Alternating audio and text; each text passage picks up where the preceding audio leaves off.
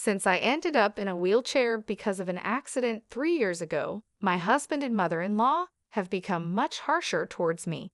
One night, my husband suddenly said, "Sorry, but could you please leave this house for a second?" I couldn't understand what he meant. What? What do you mean? The divorce. Do you mean you want a divorce? Yeah, that's it. I've been thinking about it for a long time now. You can't earn any money. I don't need you. His words hit me hard. I understand. Thanks for everything, and thanks for leaving me with nothing. I left. It will take them some time to understand the meaning of my words. My name is Kylie Jenner. I graduated from university and have been working at my current company for 8 years. Well, I'll be heading out. Thanks for your hard work. Thanks for your hard work too.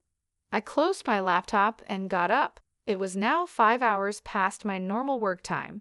A meeting in the afternoon ran late, and as I was preparing for a conference and answering emails after hours, more time passed than I expected. I left the office, got in the elevator, and went down to the first floor. It was dark outside as I checked the train schedule on my phone and walked to the nearest station. On my way, I saw two colleagues from the same department as my husband, James, heading in the same direction. I wondered if James was already home. We had stopped talking about work at home recently because it made James cranky, so I had no idea if he was busy at work now. The train swayed as I made my way home. I stared out the window, lost in thought. When I was dating James, we used to finish work at the same time so we could go home together. But for the past year or two, our schedules have been completely different. I noticed a young couple standing by the door, probably college students, talking happily about a movie they saw recently. Their happy scene reminded me of my past. I closed my eyes tightly to hold back my emotions.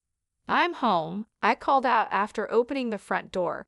While taking off my shoes, I saw that everyone else was already home. I heard slippers approaching from the living room. "Welcome home, Kylie. You were late today," my mother-in-law said. "I'm home," I replied. "I'll make dinner right away." "Oh, you don't need to hurry. You must be tired from working overtime." "Not really. The meeting in the afternoon ran late, which is why I'm late. But it should settle down soon," I answered cheerfully. I followed my mother-in-law, Lauren, to the living room. After marrying James, it was just the two of us. But when his father fell ill and was hospitalized, we moved into his parents' home last year and have been living as a family of four. "Welcome back, Kylie. You've had a tough day, haven't you?" My father-in-law greeted me warmly from the living room sofa. "I'm back," I replied.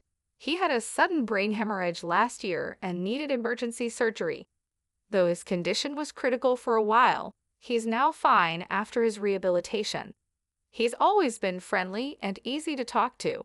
Before retiring, he was the head of the finance department and often gave me tips on managing the household budget. After we finished preparing dinner, we gathered around the table as a family.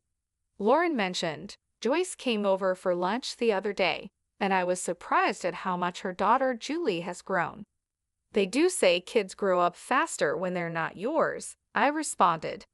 "Joyce is as beautiful as ever, and having a child really brings out her feminine side as a mother," she continued. "I guess so," I replied. Joyce is Lauren's niece and James's cousin. Lauren often seems disappointed that James and I don't have children. She's not too happy about me continuing to work after our marriage and hints that she'd like us to have a child whenever we meet. I've always had a hard time dealing with Lauren, especially since we started living together. She often brings up the topic of having children, especially when I come home late from work. "You could have had a child if it had been a little earlier, Kylie. I suppose it can't be helped because you're busy with work," she would say. I would nod along, glancing at James, who quietly ate his meal without looking at me. James and I were colleagues at the same company and got married in our 3rd year of dating. Though we were told it would be best if I became a housewife if we had a child, we continued working together for 8 years without having a child. We both wanted a child and tried everything from herbal medicine to medical tests, but nothing worked. Though it was lonely, we decided to focus on our work and live as a couple. However, I began to feel an invisible wall between us. Even though we married out of love and promised to make each other happy, our relationship grew cold. I think it started when James began to struggle with his work. He didn't tell me, but I heard from a senior colleague that James was stressed because he couldn't achieve the same results as his peers. James is naturally gentle, not good under pressure, and has a habit of pushing himself too hard. I knew he was feeling anxious and frustrated, but whenever I tried to talk to him, he would refuse to share his worries, insisting he was fine. Since he kept his worries from me, I felt helpless.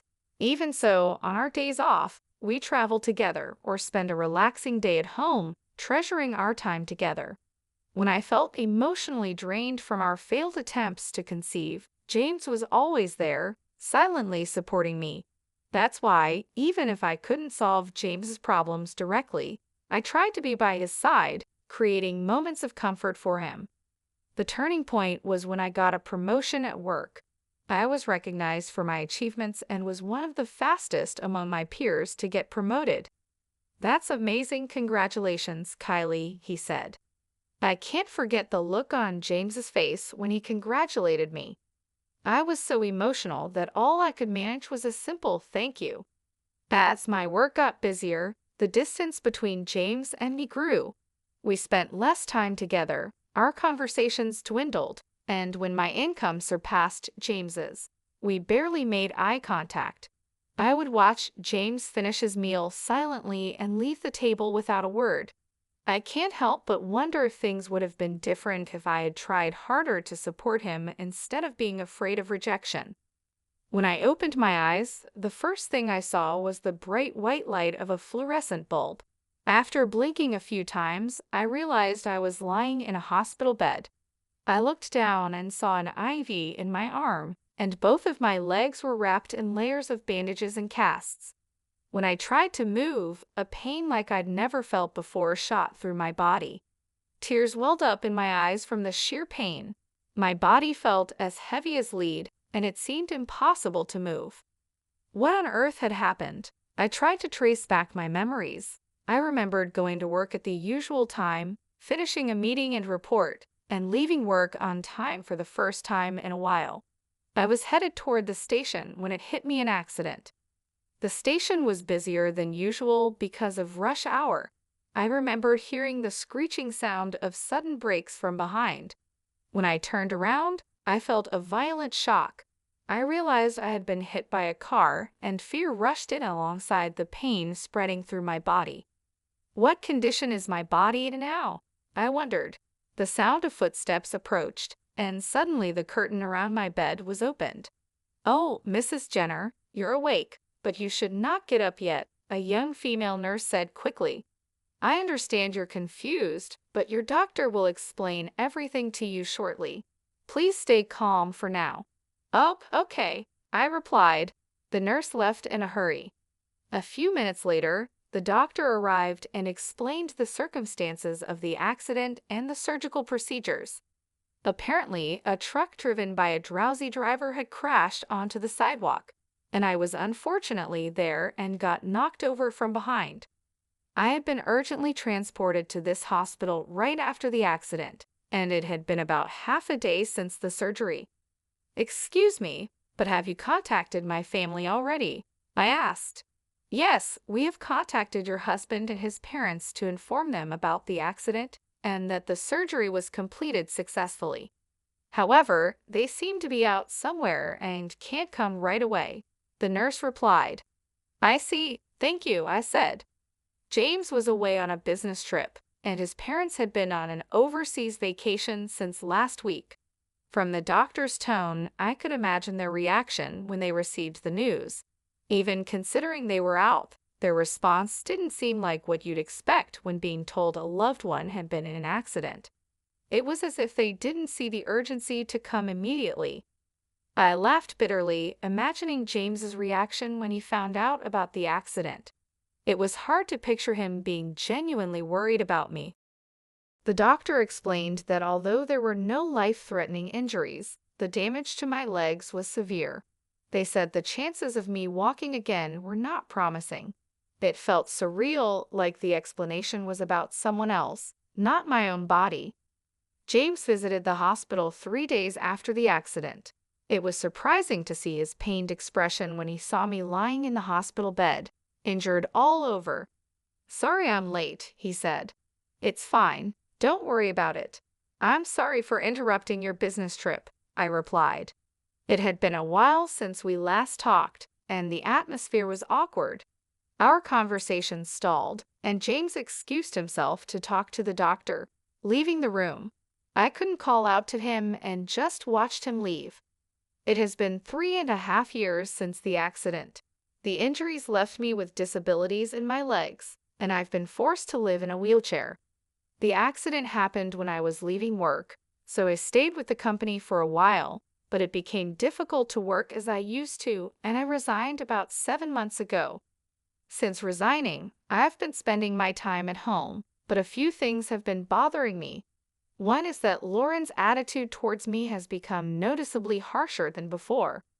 "Kylie, do you have a moment?" Lauren asked. "Yes, of course," I replied. "I'm about to head out, but could you fold the laundry for me? It's just folding, so you can do it even if you can't move your legs, right?" Lauren's voice had that familiar edge of sarcasm. "Yes, I'll get it done. Please be careful on your way," I replied, forcing a smile. "Well then, please get it done," she said before leaving. Since I started spending my days at home, Lauren's snide comments have increased. She seems unhappy with me being home all day and not working. Every time she asks me to do something, it comes with a side of sarcasm. I sighed as I folded the laundry, thinking about James's job. According to a former colleague, James is struggling more than ever at work. He's being outperformed by juniors and subordinates, and it seems he's treated like an annoyance by his colleagues. He used to keep to himself after coming home, but lately he's been taking out his frustrations on me more often. "Must be nice, Kylie. You don't have to worry about workplace relationships anymore, and you can eat without having to work. Mom said you've been lazing around all day doing nothing. I wish I could have that lifestyle just once," he would say. The kind James I once knew was gone, replaced by someone who constantly threw sarcastic remarks at me. All I felt was sadness for the changed man he had become. One night, James's words caught me off guard. "I hate to ask this, but could you please leave this house?" "What? What do you mean?" I stammered. "I mean just what I said. My mom and I have talked it over and decided," James said, avoiding eye contact. I turned to Lauren, who was sitting next to him. "Kylie, ever since you quit your job, you haven't contributed to the living expenses or helped around the house. You've just been staying at home all the time. To be blunt, it's a nuisance if you stay here any longer," Lauren said with a triumphant look in her eyes. I don't understand," I said, feeling my heart sink. "Don't you think it's imputed to be leeching off others without making any contribution to their household?" Lauren continued. James remained silent, looking down. "James has a tough job, too. Just because you're married, he doesn't have an obligation to support you anymore," Lauren added. I looked at James, hoping for some sign of support, but he kept his eyes down. "So, you're asking me to leave? You want a divorce?" "Yeah, that's it. I've been thinking about it for a long time," James finally said. "After being together for so long, you have no feelings left for me?" I asked, tears welling up in my eyes. "Why would there be?" "Of course not," James responded, his voice breaking as if a dam had burst. "Do you have any idea how miserable I am?" I was left speechless, the weight of his words crushing any remaining hope I had. "I feel it every time I see your face. You must have been looking down on me, right? Thinking you were better than me every single day," James said, his voice filled with bitterness. It felt like the threads we had spun together since we met were fraying one by one. "I tolerated you because you were contributing to the household expenses, but things have changed. Now, You're just a good-for-nothing who neither works nor has money. James spat out, clenching his fists. I don't need you now that you can't earn money. The last thread snapped with a painful finality. I understand, I said, finally meeting his eyes. But I have a condition. All the procedures for the divorce agreement will be carried out through a lawyer. If you agree to that, I will pack up my things and leave within the week. Sure, that's fine, James muttered, nodding silently. Well then, that's how it is, Lauren said, looking satisfied.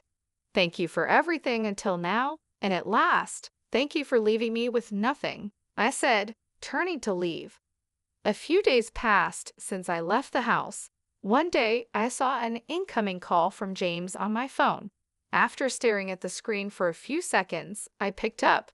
Yes, Kylie, I'm sorry. Could you please come back? James's voice sounded desperate.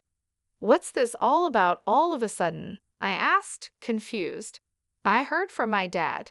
Even after you quit your job, you've been covering our living expenses. You've been investing since you were working, haven't you? And now you're able to cover living expenses with dividend income. Yes, that's right. So what?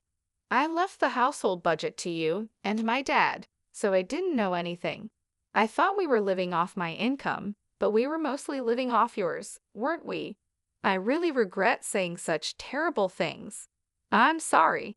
After getting married and merging our finances, I started investing using my own income.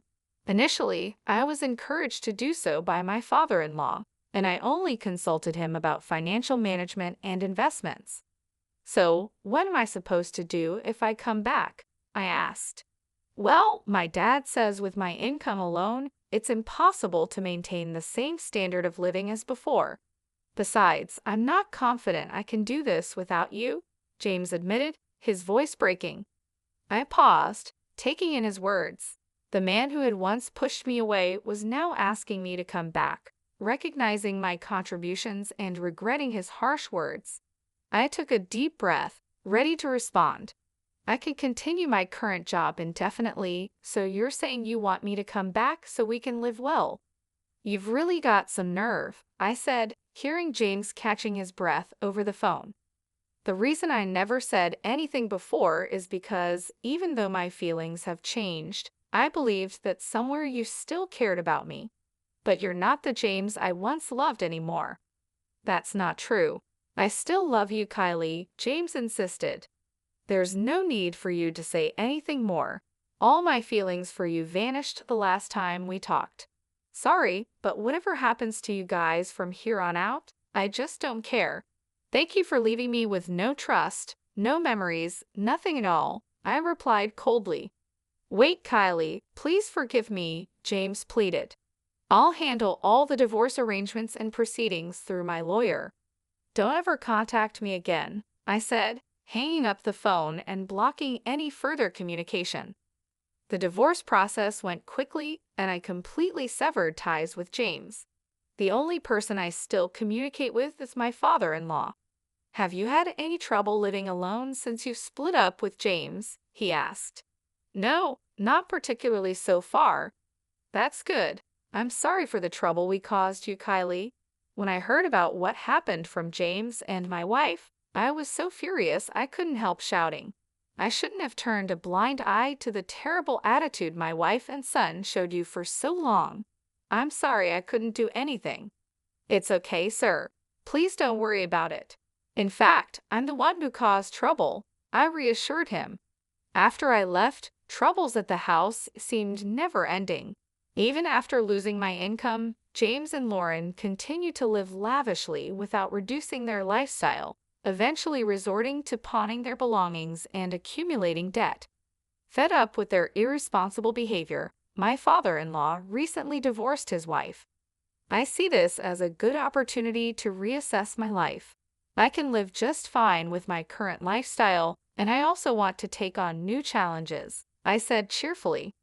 With that, I laughed, feeling a sense of freedom and optimism for the future.